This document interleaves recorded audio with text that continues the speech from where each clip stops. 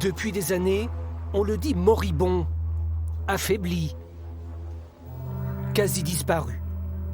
Mais chaque année aussi, l'un d'entre nous le croise dans une de ces forêts du Haut-Jura. Et à chaque fois, notre imaginaire s'enflamme, comme si le grand tétras et son costard de plumes noires nous appelaient. J'ai grandi dans le Grand Nord, en Suède. Bien sûr, j'ai eu la chance de voir le coq. Mais il faut dire que je ne suis jamais venu si proche que ça. C'était exceptionnel. Je n'ai jamais été aussi proche. Celui-ci a fait le buzz sur les réseaux sociaux il y a quelques semaines.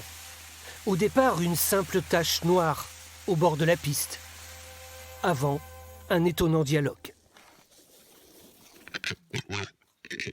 Oui, tu aimerais quelque chose à manger? J'étais très curieux pour voir qu'est-ce qu'il va faire et comment est-ce qu'il va réagir. J'ai essayé de communiquer avec lui, mais moi je suis un peu curieux, donc moi aussi. Donc on était deux curieux qui se regardaient.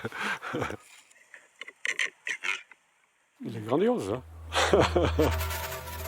Comment interpréter ce comportement? Le tétras traîne depuis longtemps une réputation de coq fou quand il s'approche trop près de l'homme. Un raccourci largement inapproprié pour ces spécialistes qui ne nient pas une évolution. Il n'y a pas de dérèglement hormonal. Physiquement, il se porte très très bien. Au niveau parasitaire, il n'y a pas de problème. Au niveau prise de sang, il n'y a pas de problème. Donc on est absolument incapable d'expliquer ce phénomène. Et il est peut-être pas si fou que ça, en fait, cet animal-là. Le grand tétras patraque, fausse piste donc. Mais cette proximité lui joue des tours. Le contact l'affaiblit. Sa population ne cesse de diminuer. C'est un oiseau mythique, hein. C'est une relique glaciaire. Il y en a pratiquement en France, on est quasiment les seuls à en avoir. À part les Vosges, il n'y a pratiquement plus rien. Je crois qu'il y avait à peu près 500 coqs entre le Doubs, l'Aisne et le Jura.